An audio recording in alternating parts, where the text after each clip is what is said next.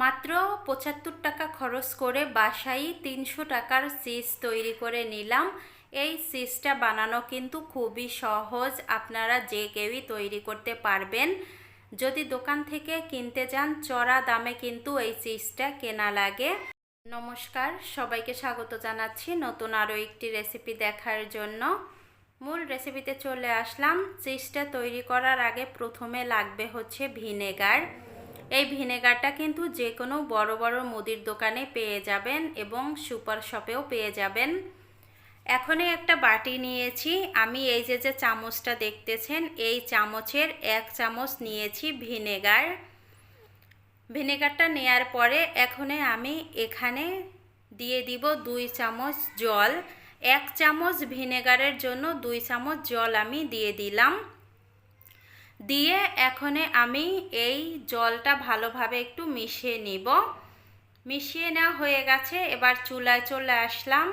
এখানে 1 লিটার দুধ নিয়েছি। প্রথমে এই 2 লিটার আমি প্যানের মধ্যে দিয়ে দিব। তারপরে আমি আরও হাফ লিটার দুধ দেব। মোট আমি 1.5 লিটার দুধ দিয়ে এই চিজটা তৈরি করব। আর আজকে যে দুধটা আমি ব্যবহার করতেছি এই দুধটা এই যে কয়েকদিন যাবত অনেক বৃষ্টি হচ্ছে, বৃষ্টির কারণে দুধ বাজারে বিক্রি হচ্ছিল না, তাই 50 টাকা করে কিনে এনেছে। তাই 1.5 কেজি দুধের দাম আসে 75 টাকা। তো 75 টাকা দিয়ে আমি আজকে 300 টাকার চিজ তৈরি করব। দুধটা দেওয়ার পরে আমি জাল করে নিয়েছি। একটা আঙুল আপনি দুধের মধ্যে দিয়ে দেখবেন, যদি সহ্য করতে পারেন এরকম গরম অবস্থায় এই ভিনেগারের জলটা দিতে হবে। আর জলটা কিন্তু আস্তে আস্তে দিয়ে এভাবে মিশিয়ে নেবেন, একসঙ্গে কিন্তু দেয়া যাবে না। আর একদিকে খেয়াল রাখবেন যে দুধটা যেন বেশি গরম না হয়ে যায়। যদি বেশি গরম হয় তাহলে কিন্তু আপনার এই দুধ থেকে চিজ হবে না, দুধটা ছানায় পরিণত হয়ে যাবে, ছানা কেটে যাবে। তাই একটা আঙুল দিয়ে সহ্য করতে পারেন এরকম গরম করার পরেই ভিনেগারের জলটা দিয়ে দিবেন।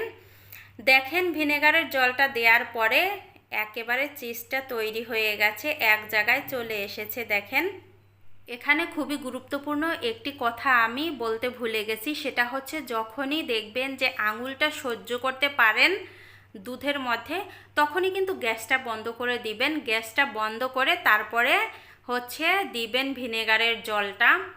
আমি চিজটা উঠিয়ে নিয়েছি, এই দেখেন কতখানি চিজ হয়েছে। এবার এই যে হালকা কুসুম গরম মানে দুধের জলটা, এই জলটার মধ্যে আমি 1 চামচ লবণ দিয়ে দিলাম। আর গ্যাসটা কিন্তু বন্ধই আছে, গ্যাসটা কিন্তু জ্বালানো যাবে না।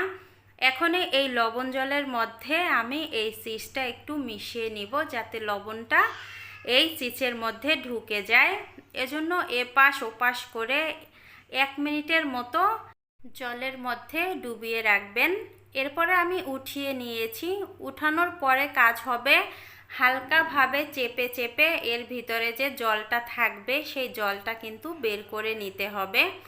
এই তো জলটা বের করে নিয়েছি আমি, দেখেন কতখানি জল বের হয়েছে।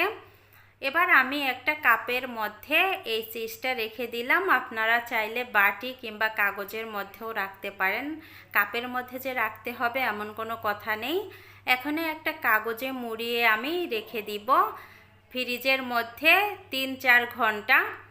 3-4 ঘন্টা পরে আমি এই তো চিজটা বের করে নিয়েছি। চিজটা কিন্তু একেবারে বরফে পরিণত হয়ে গেছে, এজন্য একটু রেস্টে রেখে দিয়েছিলাম। তারপরে আমি বের করে নিলাম। বের করে নেয়ার পরে এবার একটু কেটে আপনাদের সাথে শেয়ার করছি যে চিজটা কত সুন্দর হয়েছে।